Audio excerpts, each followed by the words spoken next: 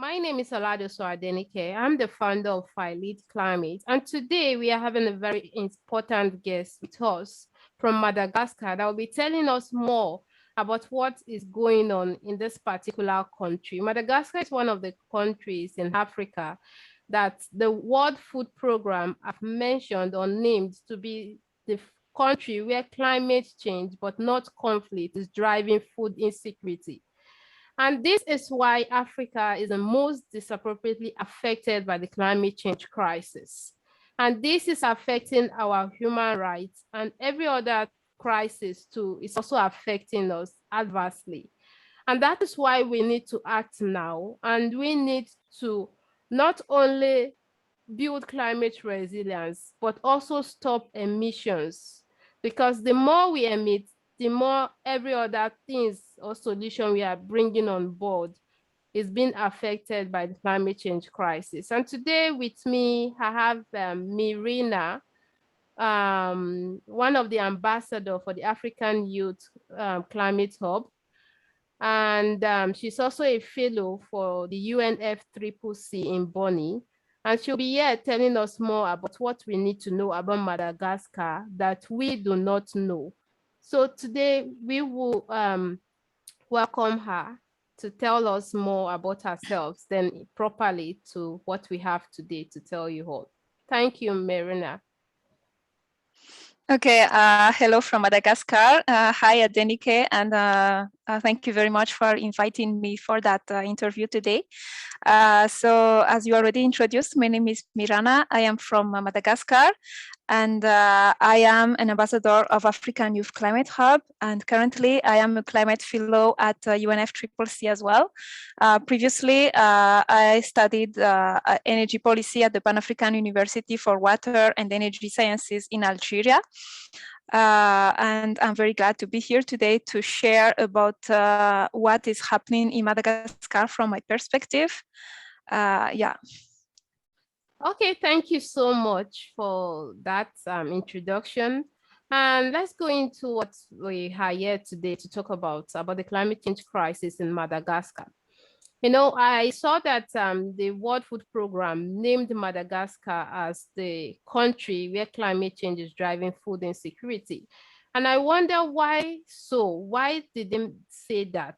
Because is there a possibility that it might resort to conflict in the nearest decades or years through the clashes between the farmers, herdsmen, fishermen due to control of resources or scarcity of resources? Why do you think Madagascar was named that? And what are the possibilities that it might resort to conflict? Thank you. Okay, yes. This crisis in Madagascar, first, I should point out that this started like many years ago, because it is due to the climate in this region, since it's in a semi-desertic region. So there is not enough water, and they depend mainly on rain. If rain is delayed or it doesn't come, then the population, they cannot proceed to their activities, which is mainly farming. Since they are depending on farming, it depends on the land, the rain, and the space. So surely it can lead to conflicts.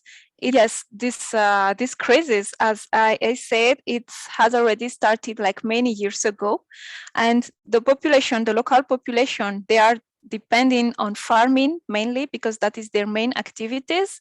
So potentially it can lead to conflicts between those farming who depend mainly on the rain. So if the rain are not coming, there is this, they are going to starve, and there is not enough food. They cannot go to agriculture. So obviously, if they don't have anything to eat, potentially it will result surely on that issue. Okay, thank you so much. So I would like to know, why is this particular region in Madagascar affected severely by the impact of climate change crisis? Why is it so? And which part of the region is affected the most by this climate change crisis? Okay, as you already might know, Madagascar is a big island since it's the fourth biggest island in the world. So it has many regions, but this particular region in the far south of Madagascar, the climate there, it is semi-desertic, not like the rest of the island. Like even where I live, there is the dry season and the raining season, and so we don't have that difficulty. But there, the rain, it's really not enough. I would say like it's natural that the climate is like that. It's not like the result of the recent climate change, but it had already been there. But the issue is that with the climate change coming now, it's increased. Like it has become more serious. Like the rain, it's naturally not enough, but due to climate change, it has been delayed. Sometimes it doesn't come, and that's why, particularly this year, the WFP came to spread the news around the world, because, as I said, it has already been there for many, many years, many decades, that we had this issue of famine in the south. But for the last year, it has become, the drought has become really very much more intensified. And so the population could not proceed to agriculture like normal, that what they did before. So that's why it has led to that very serious issue this year. Okay, thank you so much. That means the dry season outweigh that of the rainy season, because you said just now that naturally this particular area has naturally it's always faced with low rainfall, but the climate change crisis has compounded the effects that it led to a lot of crisis, and more people are being affected by the climate change crisis. So what is the name of this region, and how many communities do you think is affected by this crisis in this particular region? Give us the name and give us the areas that are affected, the communities, just like a summary of the communities that will be affected. Okay. In Madagascar, we have, Madagascar is divided into 23 regions, and mainly 3 regions are affected by this issue. Here in Madagascar, we call this issue kere in their local dialect. Like it has become a very famous word. We call it kere, like it means starvation or like severe famine. So the region which is touched by this issue of kere, it's like the 3 regions in the far south part of Madagascar, which are Andrui, Anus, and Atsimuandrefen.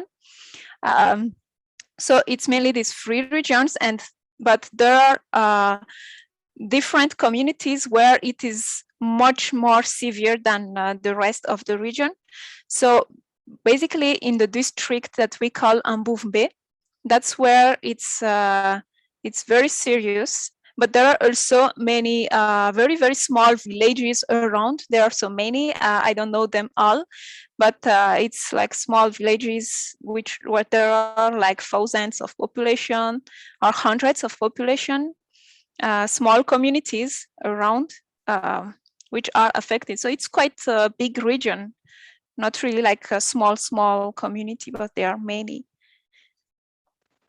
Oh, and yeah, currently the total population touched by this issue, according to the report of the World Food Program, there are like around 1.14 million of population who are touched by this issue of kere, and mainly 400,000 of children are mainly suffering. And yeah, there are children who died of starvation. Before, it was a shame. Sometimes the population don't report that they died of starvation, because it could be a shame to your neighbor, like, okay, so they don't literally have nothing to eat. But for the last recent years, like it has been reported. So myself, I cannot tell exact statistic, like how many exactly died of that issue, for example, but surely there are hundreds of population who died due to that issue. Oh, thank you so much. So out of the 23 regions in Madagascar, 3 of these regions are mainly affected, of which there are Yes. also sub-communities in these regions Yes. are Yeah. So severe. it's not all the free regions, like not the total free regions, but some communities in those regions. And mainly those in rural area, because in the region, like there is the big cities of the region and there are the small communities, the rural. So the big cities, they have infrastructure, they have water, but in the rural area, there is no water and water infrastructure. So it's mainly there that the issue is happening. Oh, thank you for clarifying it, because we want people to understand the gravity of the issues and areas where this crisis is happening, because these regions where all of this crisis is happening, it might also draw closer to where all of these resources are happening and leading to the flow of migration. So that leads me to the next question, that definitely, since one area is faced with scarcity of resources and another area is as being a safe zone resources, just like where there are more resources to exploit or to find around, definitely there will be mass migration. So what is the migration pattern like? Is it intra or inter migration? That means, is the migration flow within Madagascar, or also they are also trying to cross difficult terrain or trying to cross border and seek for greener pasture? What is the migration flow like? Is it mass or just within the country, or nobody's migrating to anywhere, or some people are migrating to other countries to seek for greener pasture? Okay. In those regions, first, they have their culture, the population there. So before, their culture is like, not only them, but we in Madagascar, we are attached to our land. Like, we don't want to move to other area, and it's very important for us to die in our region and to be buried there. So before, the population, even if they had difficulties, they tend not to migrate to other regions, because they prefer to stay there and to die there and to be buried close to their ancestors. But in the last recent years, since the issue of this care has been intensified, the local population there, they tend to move to other regions. So especially since last year and this year, they tend to migrate to the other region, mainly in the center and in the west center. Some have been walking, some sold their the small things that they had there to be able to move to the other region, where they can work in farming, to find at least to make ends meet. And so there is mass migration from this region to our region and to the west region. But it's just internal migration, because, as you know, Madagascar is an island. It's not like in the Africa mainland, like people cross the border and go to other region. We are surrounded by the sea. So definitely there is no one migrating out of the country. It will be too difficult. But it's an internal migration from the south region to the upper part of Madagascar. Thank you so much for that explicit explanation. You've just given us what it looks like, because part of those non-economic loss from climate change is the loss of culture, cultural heritage, cultural sites. And I think that is what the people of Madagascar truly want to preserve so that they don't get to lose their culture or lost where they are from. But due to climate change, they are forced to live where they are to seek for greener pasture. And one of the most difficult part of it is that Madagascar is an island, which of which island countries are the most impacted by the climate change crisis because they are locked up by sea. So it's a very difficult crisis. And if it is not properly addressed, it's going to affect the entire country as a whole, because people will keep migrating to where there are resources, making the middle belt to be in great danger or causing weaker points or making the middle belt to be weaker every time. So have you experienced such issue that the central part of the country is getting weaker due to the flow of migration to area of more resources regions? Okay.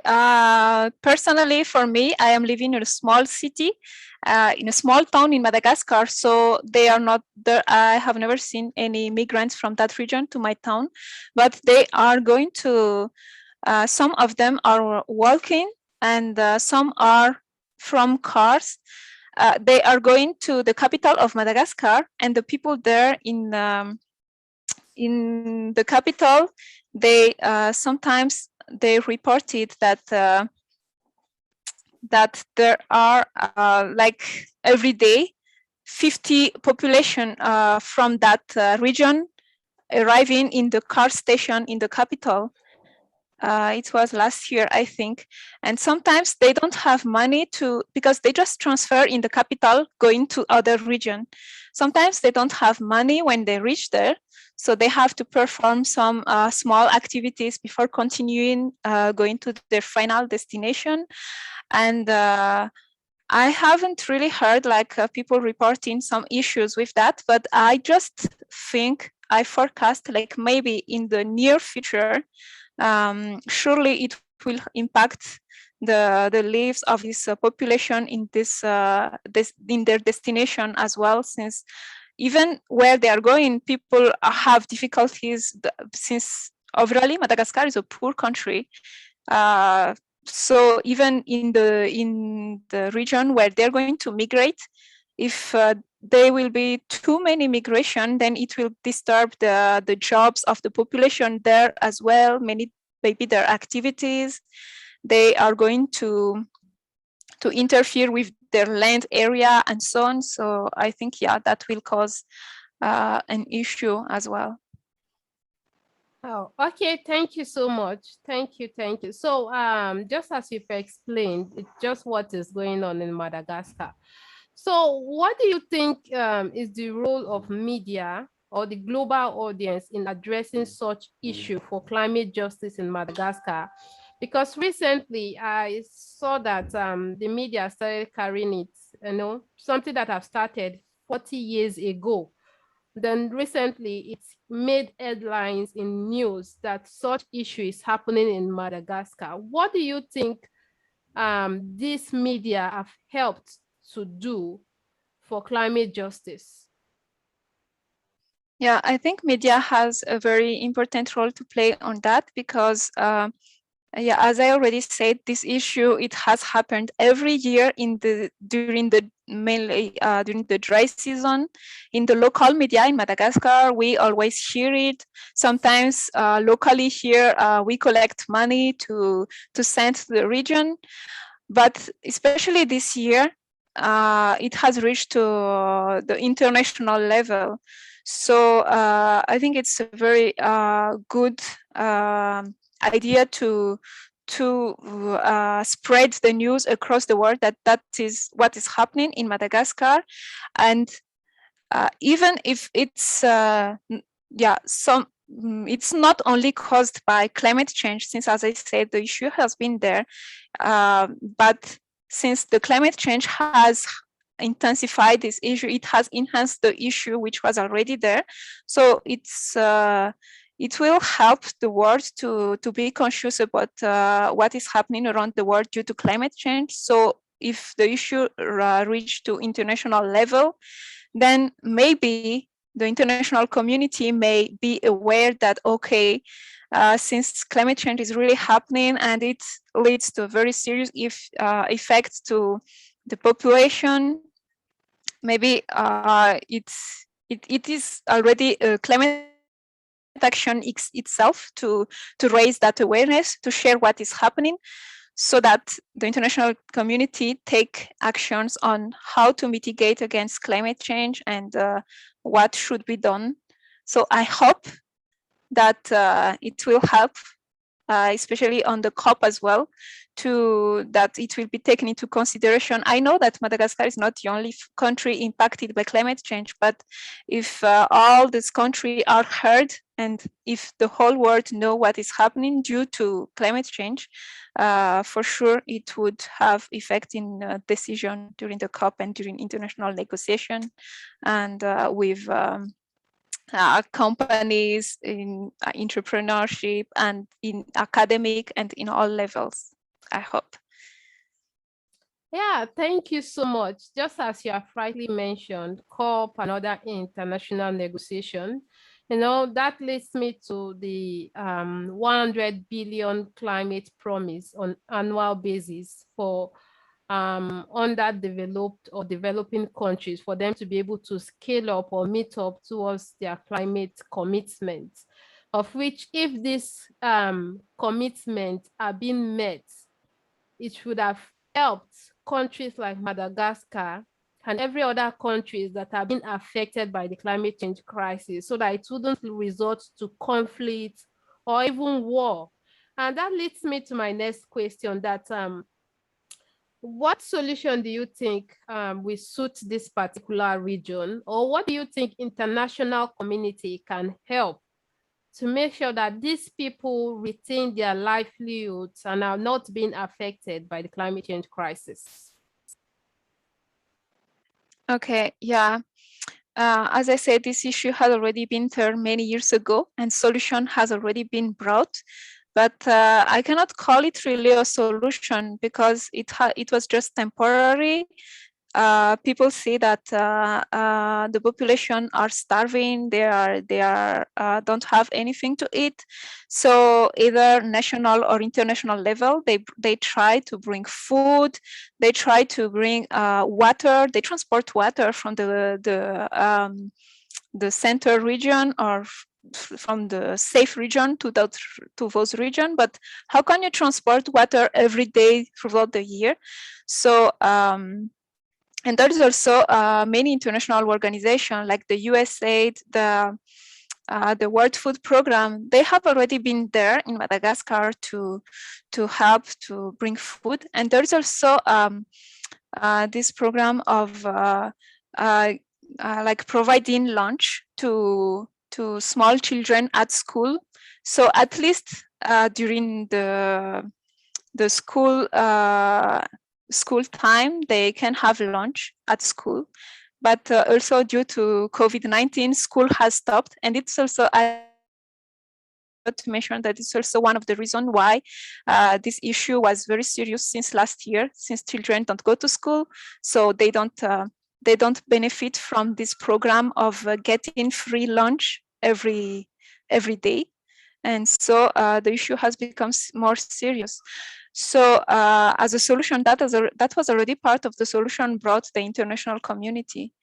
But it has already been there many years. And next year, we are going to have again that issue, and the international organization will bring food. And then the year after, it will be always the same. So to avoid that, the main solution would be we would need a sustainable solution. And everybody already say that we need a sustainable solution, but until now, we don't really see the impact yet. But for example, in that region, like they have many underground water, it can be a solution to exploit that underground water so that they have their source of water locally rather than transporting or just waiting for the rain and collecting the rain and keep it. So that's mainly what we need from either our government or the international community. there is also a project of water desalination in that region, so that because it is close to the sea, it's not far from the sea, so it can be a solution as well to proceed to water sea desalination, so that they can have potable water. And what we really need is building like strong infrastructure to deal with the issue, and also going to that far community in the south, for example, even the road leading there, it's an issue. So so apart from like water infrastructure, we can also build the roads so that they can link to the other regions and develop their activities as well. So yeah, what we need is like really sustainable solution, not only the temporary ones that we have now. Yeah, thank you. I love the fact that you highlighted that issue of sustainable solution and not temporary solution, whereby every year we keep feeding people. But what about providing livelihoods for them to be able to hold on during, like to build the livelihoods for them, for the livelihood to be resilient enough for the people to be able to overcome such kind of crisis. And I heard you mention about children that have been impacted by the COVID-19, and the same issue too that climate change can also, that is also bringing to us in our society today, that climate change is affecting children, affecting everyone in our society today. And at the same time, our infrastructures, our activities that makes up our economy are climate sensitive. And we need to build our infrastructures, agriculture, and different sectors in our economy for them to be resilient enough to combat the impact of climate change, because it has shown clearly that our structures are fragile and cannot withstand the test of climate change crisis.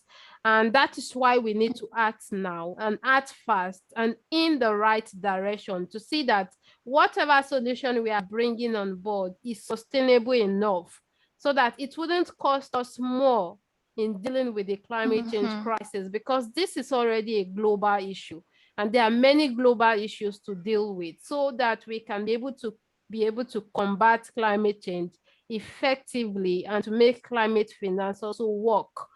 And yeah, that leads me to another question for me to ask you concerning Madagascar, that for all of these regions that are not being impacted by the climate change crisis, like, is there a resilience infrastructure like that they have built over time that did not make them to be affected? Like, is there issue of floods or seasonal drought, or is there a lake? Because this particular region that's affected the most by the climate change crisis, they don't have lakes, they don't have forests. So what makes the other region to be different? Did they have more forest cover, more lakes, rivers, and all? Yeah, as I said, Madagascar is a big island, so the climate, everything is different per region. In this far south region, they don't have forest, obviously, since it's a semi-desertic areas. There are some trees and stuff, but I cannot really call that forest. There are lake and river, but it's just temporary, like during the raining season. You can see like there is, but it is dried over time, and during the dry season, it's totally dry. But in the other region, there are, like in the east part of Madagascar, it's raining like almost throughout the year. There is a rainforest, which make Madagascar famous with tourism as well. We have rainforest, we have lemurs, we have diversity of fauna and flora, we have very rich biodiversity. And in the west region, it's like there is the dry season and the wet season. So yeah, it's very diversified across the country. But some region, like the east, some of the central region, and some of the northern west region, they sometimes suffer from flood during the raining season, we had this serious issue of flood. And briefly, the climate change is affecting the whole country, but just that it affected differently. In the south, there is the drought. In the other region, we have flood. But the problem with rainfall, it affects the whole country, since Madagascar, like almost 80% of the population live from agriculture. So we depend on the rain. Like, for example, the rain used to arrive like in October, for example, but due to climate change, it has delayed, or it disturbed the agricultural calendar.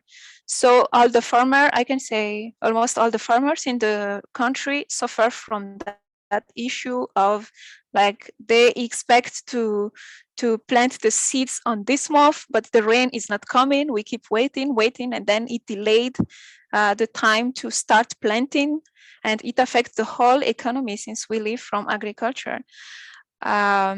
So yeah, the climate change, it affects the whole country, but just like it is different. And also we suffer from very serious issue of deforestation, because Madagascar has a very high rate of deforestation among the world. Like we lost in average like 100,000 of hectares of forest every year due to forest burning, due to slash and burn. So it has affected the environment of the country as well. But yeah, in one word, we suffer from climate change, not only in that famous region in the south, but the whole country. Yeah, thank you so much for enlightening all of this crisis. And it's now becoming a global issue, that climate change is now a global issue. You know, as it's affecting one region in a country, it's not the same thing for all the regions. And that is how it is globally. And that is why I said in Africa, climate change is no longer a threat, but a reality. And this is also happening globally Exactly. too. It's now a global issue too that we need to take into account. And I heard you mention about farmers unable to predict rainfall patterns. You know, formerly they could predict, they could give you the exact date, but now it's now a total different game. And if we don't take care, the climate will dictate, like our environment will dictate what, when we should plant, and not we dictating as it was formerly.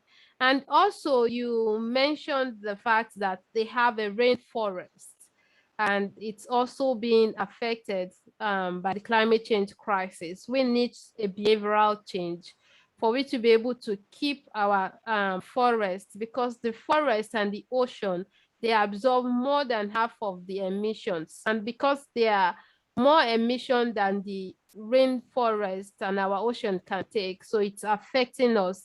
And that is the impact or the reality that we are seeing today. So thank you so much for coming, for honoring my invitation, for giving us that insight, which many people doesn't know about Madagascar. And you have been able to highlight all of those issues. And it's very, very important for the world to know about this, to hear the perspective, to know where the solution fits into, so as to bring the right solution to the right direction. Because climate change is going to affect us. If even though it's not affecting us now, it might affect us in the future. And that is why we need to keep taking this action now, while we can, because any policies we bring on board, if we don't take into account right now, we might not be able to fit into the future. And that is why we have to act now, that Madagascar is not the only country. There are many more countries in around the world that are also being faced by this crisis. Even countries that have not experienced the impact of climate change crisis are now experiencing it. And I'm afraid that climate change might erase many communities in the nearest decade if actions are not being taken, and it might fuel mass migration. And according to IPCC, they said 1 in 45 persons might be from different countries in the next in 2050. So we have to act now, act fast, and in the right direction. So thank you so much for coming. I really appreciate you. Thank you very much, Adenike. It was a great pleasure to talk to you today. So I just want to say one word, like we already know what to do. I think there were already many international conferences, there are many treaties that we should do this, we should do that, but just that we don't really act according to what we already did. So as you know, what is happening in Madagascar due to climate change, what is happening around the world, not only in Madagascar. So I think knowing the exact situation of the population, it will help the world to really take it more seriously and to really act on what has been agreed related to climate change. So thank you very much. And yeah, see you. Thank you so much. Thank you. Thank you.